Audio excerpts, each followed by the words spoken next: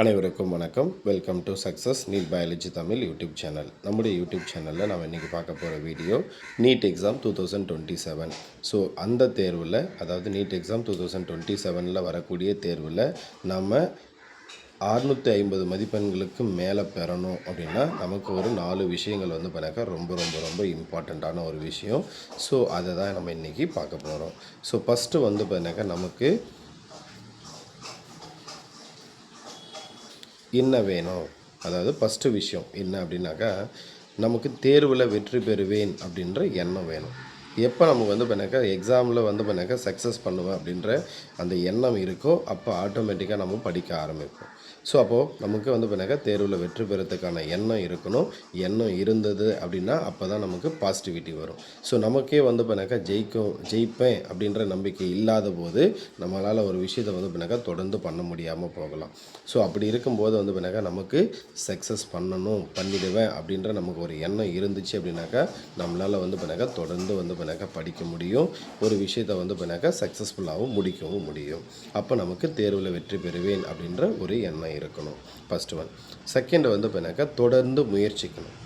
So daily பண்ணால் படிச்சுட்டே இருக்கணும். இன்னும் 1 இயர் இருக்குது, அப்புறம் படிச்சுக்கலாம் அப்படின்னு இல்லாமல், ஸோ இன்றைக்கி நான் என்ன படிக்க போகிறேன் அப்படின்றத பண்ணாக்கா ஃபிக்ஸ் பண்ணிவிட்டு தொடர்ந்து பண்ணாக்கா முயற்சி பண்ணிக்கிட்டே இருக்கணும். ஒரு விஷயம் வரலை அப்படின்னு விட்டுறக்கூடாது. ஃபார் எக்ஸாம்பிள் பண்ணாக்கா நீட் எக்ஸாமில் நீங்கள் சக்ஸஸ் பண்ணணும் அப்படின்னாக்கா வெறும் பயாலஜி மட்டும்தான் நம்மளால் படிக்க முடியும் அப்படின்னு இருந்தால் கண்டிப்பாக பண்ணாக்கா நம்மளால் பண்ணாக்கா 600 650 அபோவோ மார்க் வாங்க முடியாது. அப்போ நமக்கு பண்ணாக்கா அங்கே ஃபிசிக்ஸும் வேணும், கெமிஸ்ட்ரி வேணும். அப்போ எந்த இடத்துல பண்ணாக்கா நம்ம வீக்காக இருக்கிறோமோ அந்த இடத்த பண்ணாக்கா ஸ்ட்ரென்தன் பண்ணணும்.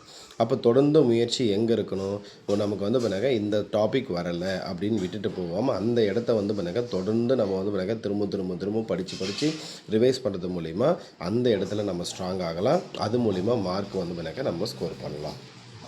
இது இரண்டாவது. தேர்டு பண்ணாக்கா பிளானிங். ஸோ சரியான திட்டமிடல் அப்படின்றது பண்ணாக்கா நான் இன்றைக்கி இன்ன லெசனை படிக்க போகிறேன். ஸோ நான் இன்றைக்கி இன்ன லெசனை பண்ணாக்கா நான் படித்து தான் ரிவைஸ் பண்ண போகிறேன் அப்படின்றத பண்ணாக்கா நீங்கள் சரியாக பண்ண பிளான் பண்ணு. அந்த பிளானிங் எப்படி இருக்கணும் அப்படின்னா ஒரு 10 நாளைக்கு ஒரு பிளானிங்.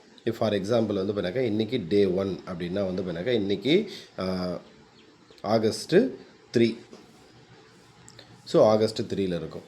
அப்போ ஆகஸ்ட் 3 பார்த்தீங்கன்னாக்கா அடுத்து பண்ணாக்கா 10 நாளைக்கு ஒவ்வொரு நாளும் பண்ணாக்கா இதை படிக்க போகிறேன், இதை ரிவைஸ் பண்ண போகிறேன் அப்படின்னு நீங்கள் பண்ணாக்கா ஒரு ஷெடியூலை போட்டு அந்த ஷெடியூலை அன்னன்னைக்கு முடிக்கிறதுக்கு ட்ரை பண்ணணும். இப்போ ஃபார் எக்ஸாம்பிள் இன்றைக்கி மே 3 அன்றைக்கி நான் பண்ணாக்கா 11th பயாலஜியில் பண்ணாக்கா ஒரு லெசனும், அதே மாதிரி பண்ணாக்கா 11th கெமிஸ்ட்ரியில் ஒரு லெசனும், 11th ஃபிசிக்ஸில் ஒரு லெசனும் நான் முடிக்கணும்னு பிளான் பண்ணுறேன்.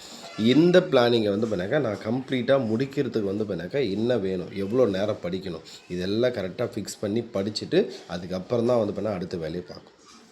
அடுத்த நாள் பண்ணாக்கா ஆகஸ்ட் 4 அன்றைக்கி எழுறோம் அப்படின்னாக்கா இந்த 3 லெசனை பண்ணாக்கா ஒரு கிளான்ஸ் பார்த்துட்டு அடுத்த விஷயத்தை போகணும். ஸோ அந்த மாதிரி பண்ணாக்கா சரியான பிளானிங் இருந்தது அப்படின்னா நம்மளால் பண்ணாக்கா கண்டிப்பாக 650+ அப்படின்றது பண்ணாக்கா பாசிபிளான ஒரு விஷயம். அடுத்து லாஸ்ட்டு ரொம்ப இம்பார்ட்டண்ட்டான ஒரு விஷயம் கன்சிஸ்டன்சி. ஸோ கன்சிஸ்டன்சி அப்படின்றது தொடர்ந்து டெய்லி ஏதோ ஒரு விஷயத்த படிச்சுக்கிட்டே இருக்கணும், படித்த விஷயத்த ரிவைஸ் பண்ணிக்கிட்டே இருக்கணும். நம்ம கன்சிஸ்டன்சி இல்லை அப்படின்னா நம்மளால் பண்ணாக்கா கண்டிப்பாக சக்ஸஸ் பண்ணவே முடியாது. எப்போ உங்கள்கிட்ட கன்சிஸ்டன்சி வருதோ அப்போ ஆட்டோமேட்டிக்காக நம்மளால் என்ன பண்ண முடியும் அப்படின்னா ஒரு விஷயத்தை பண்ணாக்கா சக்ஸஸ் பண்ண முடியும். அப்போ அந்த கன்சிஸ்டன்சி எப்படி எடுத்துகிட்டு வர்றது, அப்போ கன்சிஸ்டன்சி அப்படின்றது தொடர்ந்து படிக்கிறது மட்டும் இல்லாமல் தொடர்ந்து ரிவைஸ் பண்ணுறதும் அதுவும் கன்சிஸ்டன்சி தான். அது ரெண்டும் இருந்தால் மட்டும்தான் நம்மளால் பண்ணாக்கா ஒரு விஷயத்தை சக்ஸஸ் பண்ண முடியும். அது மட்டும் இல்லாமல் பண்ணாக்கா தொடர்ந்து படிக்கிறது எந்த அளவுக்கு இம்பார்ட்டண்ட்டோ, தொடர்ந்து ரிவைஸ் பண்ணுறது எந்த அளவுக்கு இம்பார்ட்டண்ட்டோ அதே அளவுக்கு தொடர்ந்து டெஸ்ட் எழுதி பார்த்துக்கிட்டே இருக்கணும். நம்ம நாலேஜை பண்ணாக்கா திரும்ப நம்ம டெஸ்ட் பண்ணிக்கிட்டே இருக்கணும். அப்போ தான் பண்ணாக்கா ஒரு விஷயத்தை நம்மளால் சக்ஸஸ் பண்ண முடியும். ஸோ இந்த 4 விஷயத்தை பண்ணாக்கா பார்த்துக்குங்க. இந்த 4 விஷயம் நம்மக்கிட்ட எப்போ வருதோ அப்போ நமக்கு பண்ணாக்கா கண்டிப்பாக சக்ஸஸும் சேர்ந்து வரும். ஸோ ஃபஸ்ட்டு ஒன், தேர்வில் வெற்றி பெறணும் அப்படின்ற எண்ணம் இருக்கணும். செகண்ட் பண்ணாக்கா அதற்கான முயற்சி. மூன்றாவது பண்ணாக்கா அதற்கான பிளானிங், திட்டமிடல். நான்காவது பண்ணாக்கா கன்சிஸ்டன்சி. இந்த 4 விஷயமும் இருந்துச்சு அப்படின்னாக்கா உங்களாலேயும் அடுத்து வரக்கூடிய நீட் எக்ஸாம் 2027 650 மதிப்பெண்களுக்கு மேலே பெற முடியும் அப்படின்னு சொல்லி இந்த வீடியோ முடிச்சுக்கிறேன். அடுத்த வீடியோவில் சந்திப்போம். நன்றி, வணக்கம்.